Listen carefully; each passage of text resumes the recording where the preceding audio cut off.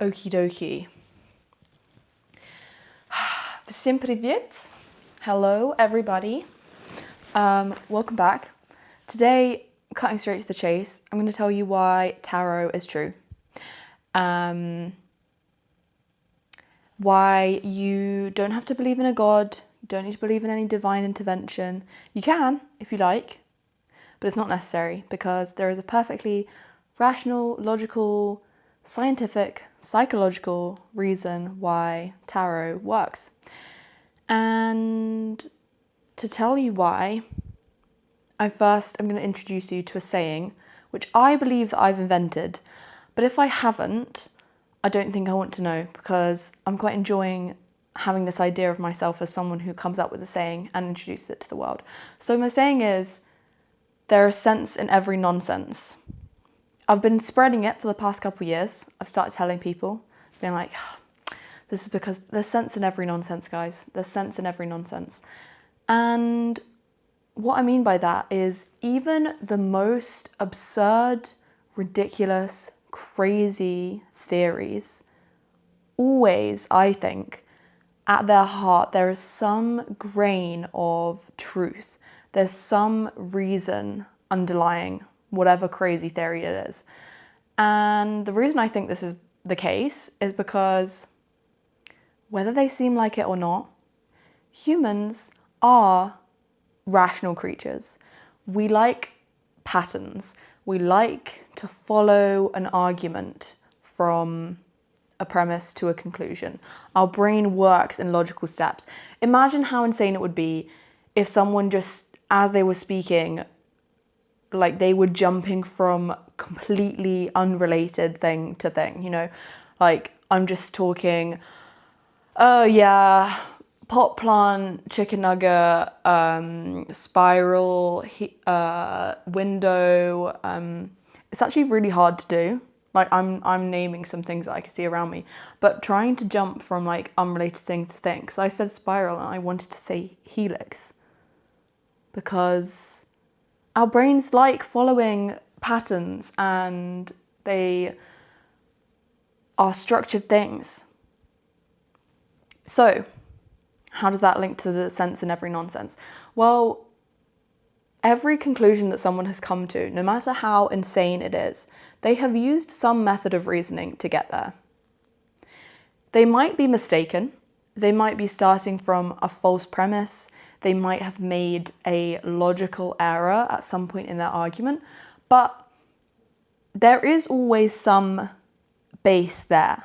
There's something they have seen, there's something they have understood, which has started off a chain of beliefs in their head. And so even the most insane things, I think that if we trace them back, we can see, oh, it makes sense they think that because they started from this place. And if you start from this place, then obviously that leads to this conclusion. We might be able to see where someone has gone wrong, but I think in the heart of every insane topic, there is some truth. And I always start from that like place whenever I look at anything. So alongside that, I am someone who I love tarot. I've always loved it. I find it especially helpful at difficult points in my life, and I think other people feel the same. There's something very comforting, I guess, reassuring about someone having an explanation for things that you are finding difficult within your own life, or someone who can give you some answers about things that feel really scary in the future. People who criticize tarot will say, you know, they don't believe in any kind of fortune telling. They don't believe that it's possible to know these things. They could consider people like a scammer, basically. And I can understand why. I can totally understand why, especially because so much of the language that's involved in tarot card reading or things like palm reading or star signs like a lot of the language that's involved in these things is always quite it's like a religious language in a way. It has all of these specific words that we use. We imbue everything with like divine meaning. We say that it's come from God, it's come from the universe, that your future self, like we use language which would suggest that there are these like godlike elements to it. And so if you're not a religious person, if you don't have a faith of any kind, I can see how tarot would seem very nonsensical. You just write it off as, it's not for me, it's nonsense. I find people can also be quite demeaning about it, actually, and be like, you believe in that? You believe in that nonsense? It's the same with like the star sign stuff. People get very derogatory about it. They're like, that's so naive of you, that's so silly of you. And I always found that a very ignorant position to take, because to presume that you know so much, to like that you know enough to preclude there being any truth in these theories seems insane to me. That's such a egotistical position, I feel, to take, to say, I know enough about the universe and the ways in which it all works to tell you that your theory is wrong, that is entirely wrong. Not just wrong, that it's so silly of you to believe in that. That I just don't ever feel myself really aligning with that position. I guess I'm thinking now, because there are times when I kind of, I guess, scoff at the way other people think a little bit. Do I? I don't know. I think I always have compassion for the way that someone has come to a particular belief or a particular idea. I think sometimes I find it very difficult if I can see someone making a logically inconsistent jump. You know, they're like adding 1 and 1 and getting 4. I'm thinking, okay, I'm gonna need some explanation here. I'm gonna need to know how you've got to this position. I'm not sold, and I need a bit of convincing. But yeah, I find it very difficult when people come in and they just kind of dismiss a particular stance or a particular opinion. They dismiss it as nonsense. They dismiss it as naive or silly. I think that is a very ignorant position to take, to be honest. So why? Why do I believe this? Well, in the case of tarot, I think there is a very obvious explanation for how it can work without any divine intervention. This explanation is one which I think anyone can believe without any need to rely on a divine presence, a God, a spirit, and anything.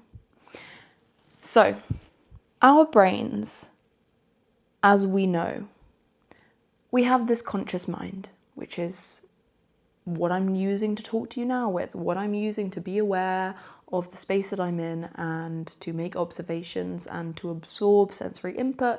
And there's a huge range of things that I'm conscious of right now. But there's also an enormous part of what's going on in my brain currently, which is happening at a subconscious level. Lots of the input is happening and lots of the output is happening without me needing to be aware of it. For example, most of the time, our breathing happens subconsciously. I'm sorry, I have just made you aware of it, and I'm sure now it's happening consciously for you.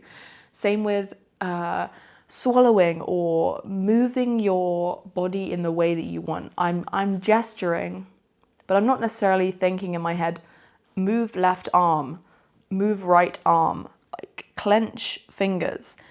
I can do all of that without needing to be consciously aware of it. And so much of what happens in our brain is happening at this level, right? It's how we do the majority of our processing. And we don't often get glimpses into this subconscious world.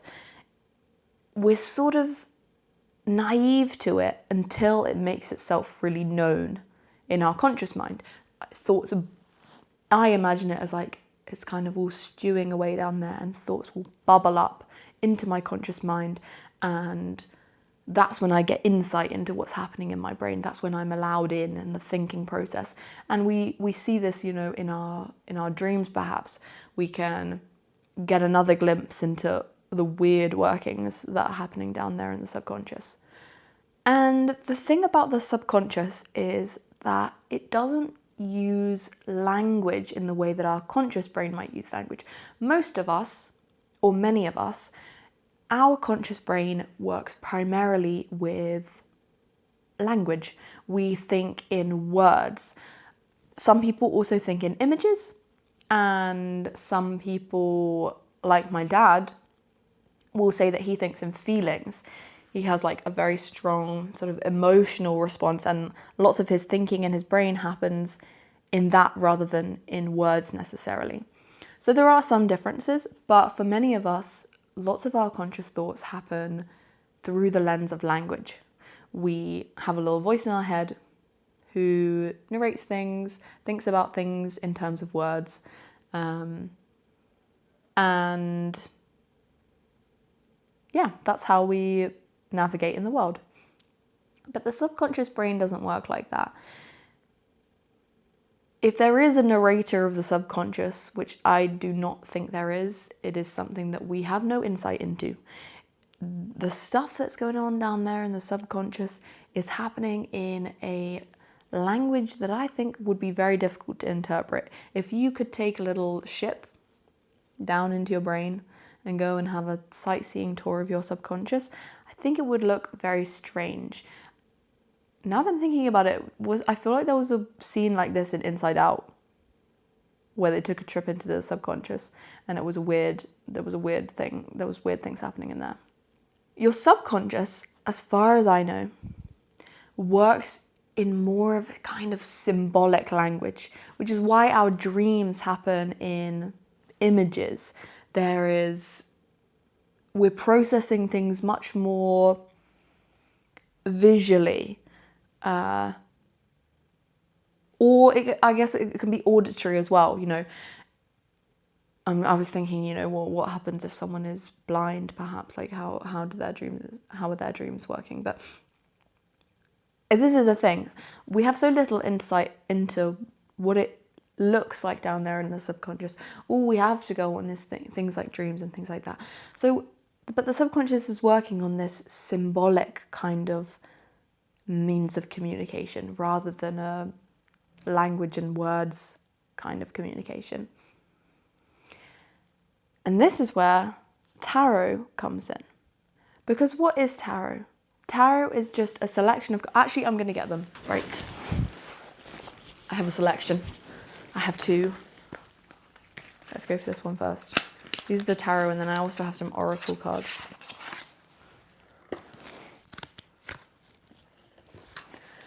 So these work,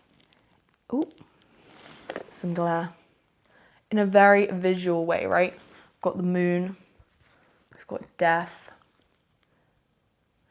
Like, all of the different depictions on tarot cards are symbols for different things. The tower.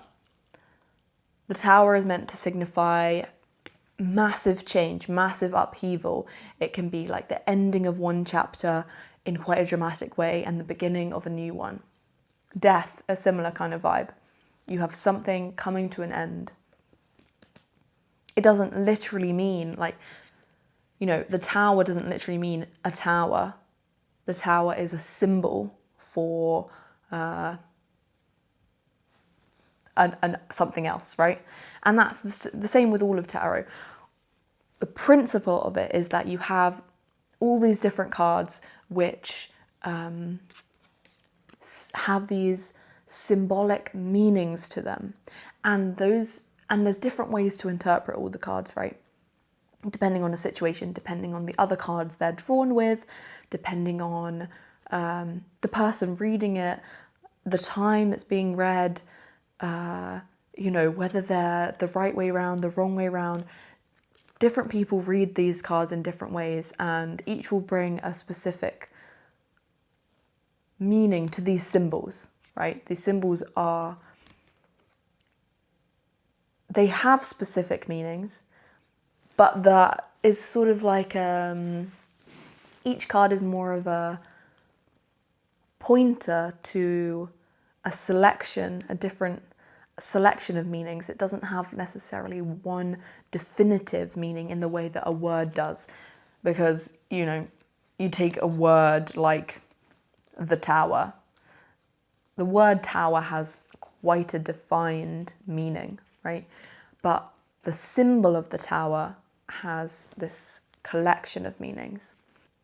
And so when you pull tarot cards and someone is reading them for you and they go through and they say, it looks really here like there's some kind of looming presence in your life. There's some person who is perhaps, holding you back, or they're having a bit of too much of an impact in your life, and they're weighing you down a little bit. And you sit there and you go, oh my God, that's my friend Dan. He's being very overbearing in my life right now. That's accurate. That is an accurate statement about the world. And what's happened there is that the symbols of tarot and someone explicitly putting words to those symbols have allowed you to drag up like the symbolic meaning of whatever is going on in your life and put words to it. Like someone has described the symbol of, a big ending in your life. Like we take the Tower card again. The card has been drawn and someone's gone, something in your life is coming to an end and it's having a really significant impact on you. And you as the listener sit there and go, oof, yeah, this is really about the fact that I need to leave my job, and I know that it's coming to an end, and I've been feeling a lot of things about it, and perhaps I hadn't realised how much this was weighing on my mind until someone has sat down and told me they've put words to the symbol that was happening in the back of my brain. I think this is so useful. This is why I think tarot is just amazing, because it's allowing us to, all of this stuff is constantly bubbling away in our subconscious, and it's difficult sometimes to figure out. We're feeling all these things all the time. We're acting out these emotions, and sometimes we don't really know why. We don't really have insight into what is happening in our brain. Why am I feeling this way today? I've woken up and feeling so frustrated, and I don't really know why I'm feeling so frustrated. Watching something like tarot or doing some tarot cards yourself, and you pull them out and you go, oh my God, there's a new person coming into my life, and you think, oh, this is this person I met the other day and I felt really excited about, and actually I've been feeling really nervous because I think I want them to play a bigger role in my life. I want to get to know them more. All of that has been allowed out of your subconscious. It's allowed you to put words to something which before you didn't know how to express, you didn't know how to articulate, because it's all happening down here below the surface. And using symbols and someone articulating those symbols is such an amazing power. So that's like the brief summary of why I think it's true. But we can go even further, because all this time I've been thinking, I'm sure, I don't know, I didn't know a huge amount about Carl Jung, but I'm just sure that Carl Jung would have been super into all of this, right? We're talking unconscious, we're talking archetypes, symbols. This just seems Carl Jung related. But I hadn't read a huge amount of Carl Jung, so I went away and I did some research. And now I am 100% convinced Carl Jung would love YouTube tarot card readings. I'm putting it out there. And partly I'm putting it out there because I know that some of those same people who I mentioned at the beginning of the video, who can be very dismissive of things like tarot and star signs and the like, who dismisses pseudoscience, and I think it often gets dismissed as very feminine, girly, all of that nonsense, all of that tarot card mumbo jumbo star sign nonsense. And some of the same people criticizing it like that, in my personal experience, have been the same genre of psychology and philosophy atheist boys who love Carl Jung. They're obsessed with him. They can't get enough of the guy. And I won't begrudge them some Carl Jung. The more I read, the more intrigued I am, and the more I really like what he has to say a lot of the time. But, oh buddy, I think you're barking up the wrong tree, because I think Carl Jung would have loved tarot. In fact, I'm pretty sure of it now. The more I read, the more I became convinced. Let me put these away, and then I will tell you. Also, I should have added some ASMR. That's my favorite. A little ASMR tarot card reading. Can't get enough of it. What are you talking about? Yes, please. Okay. So why do I think Carl Jung would be obsessed with tarot card readings? Firstly, let me just get this straight out the gate. Carl Jung wrote his dissertation on women who believed in ghosts. Now, I know that the Carl Jungian boys are going to be like, yeah, he was probably dismissing them. He wasn't dismissing them. He thought that people who believed in spirits were expressing elements of their own psychology through the means of connecting to the supernatural.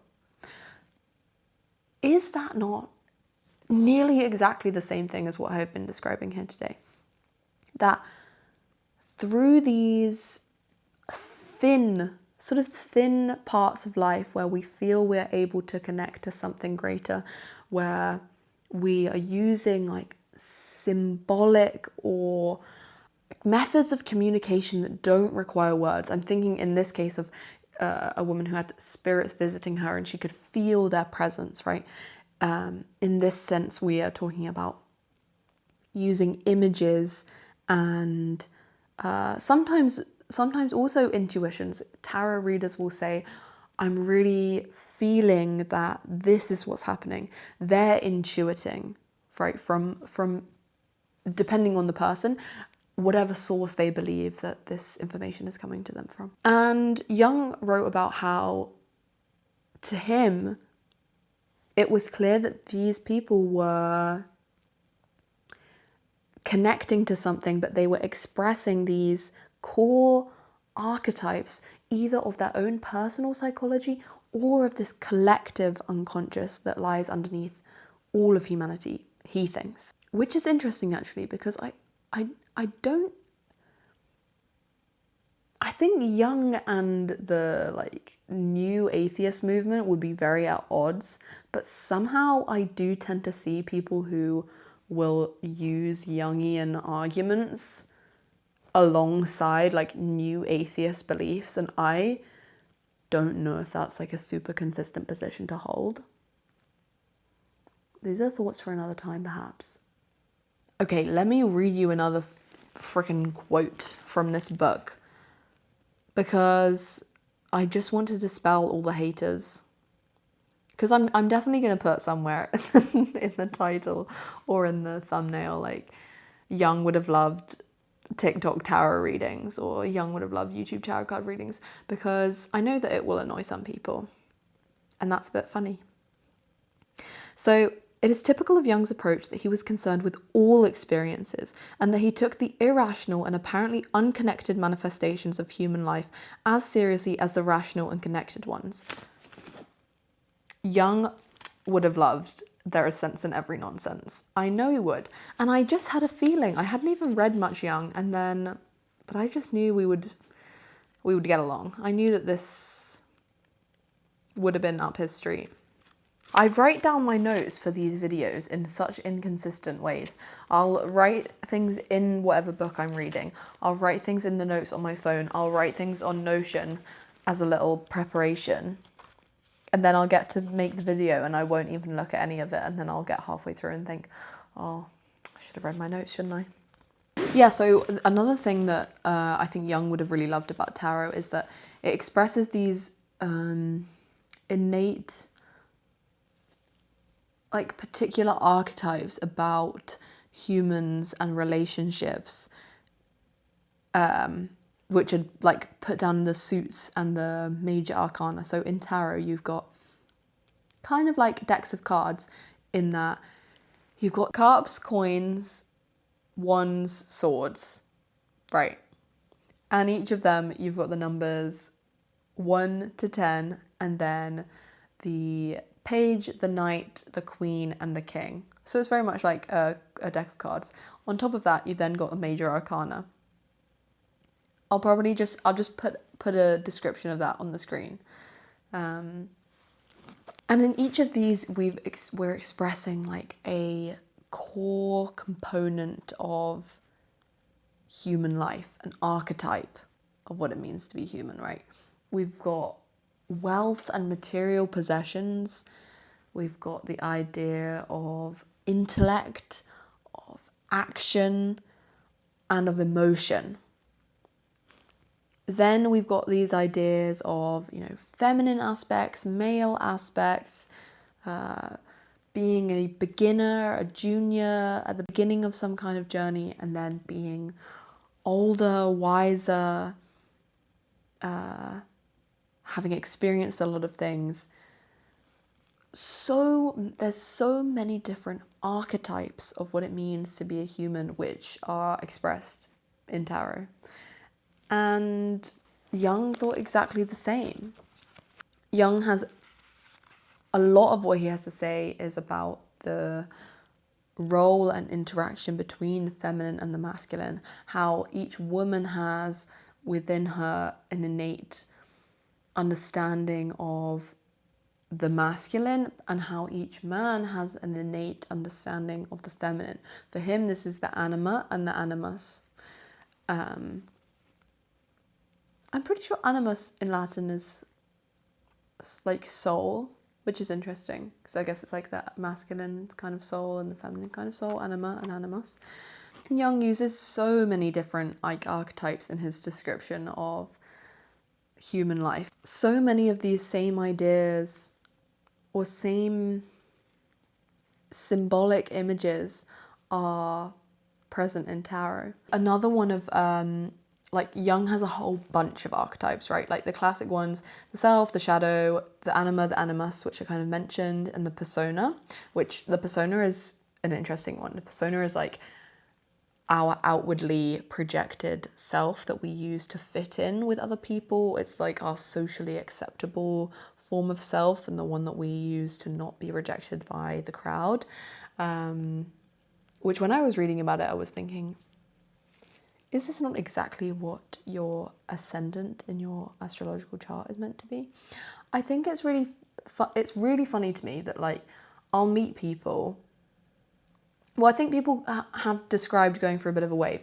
Sometimes people meet me, and depending on the setting and the situation, sometimes they're like a little bit crazy, or sometimes they don't think that at all. Sometimes they skip straight to stage 2. Stage 2 is where people think I'm very rational and logical and grounded and will critique any argument, talk through any argument. I will see through holes in what things that people say. I will always use a counter argument. I love playing devil's advocate. That's like my happiest time.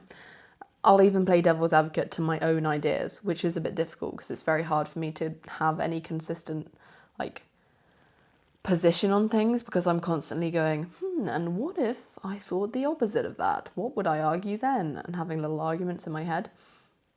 But the third stage is when I'll say something, about astrology or tarot or some other slightly wackier thing, or a conception of God, or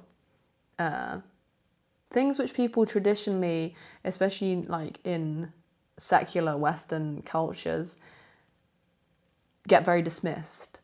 And they'll hear me talk about them and they'll say, I didn't think you were that kind of person. I thought you were hardcore rational. I thought you were hardcore logic all the way. And I have to go, I am. My logic sort of goes one step further, to the point where I think it can encompass things which are traditionally left out of that picture. I don't think that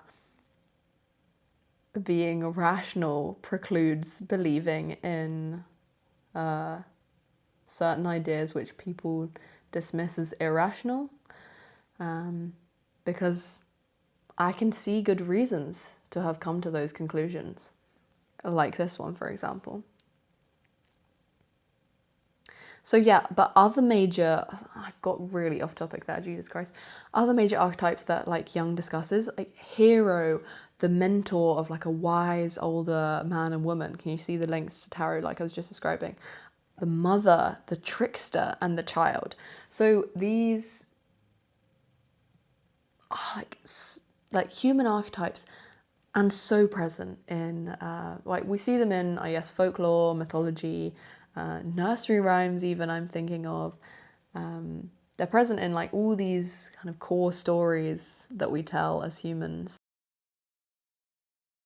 Apparently there are actually Jungians who really like tarot, which makes me feel better because it backs up my theory. It makes me feel sad. Well, not sad. I'm actually not sad to be the first person who's come up with this. I did not need that. I did not need that. I'm actually glad that this validates my idea, my belief.